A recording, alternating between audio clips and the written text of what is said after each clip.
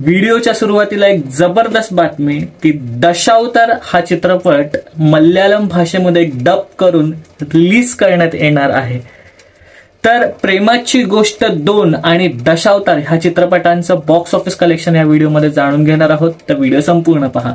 नमस्कार, मी साहिल निकम तुम्हा सर्वांचंच मनापासून स्वागत करतो।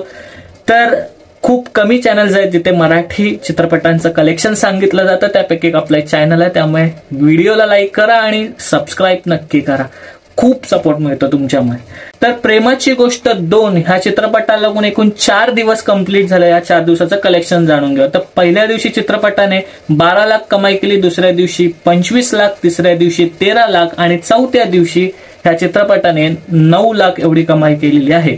प्रेमाची गोष्ट 2 ह्या चित्रपटाचं जे नेट कलेक्शन झालेलं आहे तर ते आहे 57 लाख एवढं आणि जे ग्रॉस कलेक्शन झालेलं आहे ते आहे 67 लाख एवढं। ह्या चित्रपटाचं जर का बजेट पाहिलं तर 2.5 ते 3 कोटीचं आहे, त्यामुळे ह्या चित्रपटाला अजून खूप मोठा पल्ला गाठायचा आहे आणि हा चित्रपट निदान त्याचा बजेट तरी रिकव्हर करावा एवढीच इच्छा आहे। दशावतार चित्रपटाबद्दल म्हणायचं तर दशावतार चित्रपटाला लागून एकूण 43 दिवस कंप्लीट झालेत आणि ह्या 43 दिवसांनंतर जे चित्रपटाचं जे नेट कलेक्शन झालेलं आहे तर ते आहे 23 कोटी 85 लाख एवढं आणि जे ग्रॉस कलेक्शन झालेलं आहे तर ते आहे 28 कोटी 11 लाख एवढं। म्हणजे खूप मोठमोठ्या चित्रपटांच्या यादीत दशावतार हा चित्रपट पोहोचलेला आहे आणि मल्याळम भाषेमध्ये सुद्धा या चित्रपटाला डब करण्यात येणार आहे आणि तो रिलीज करण्यात येणार आहे। तर ती एक खूप महत्वाची आणि खूप भारी गोष्ट आहे संपूर्ण मराठी चित्रपट सृष्टीसाठी। मला तर वाटतं की मराठी एखादा चित्रपट चालला तर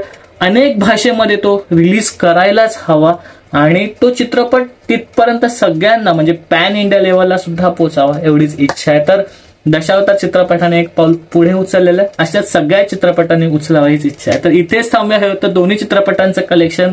पुढच्या व्हिडिओमध्ये भेटू, तोपर्यंत आपलं युट्यूब चॅनल पिक्चर प्लॅटफॉर्म पाहत राहा। लास्ट बट नॉट लिस्ट, स्वतःची काळजी घ्या।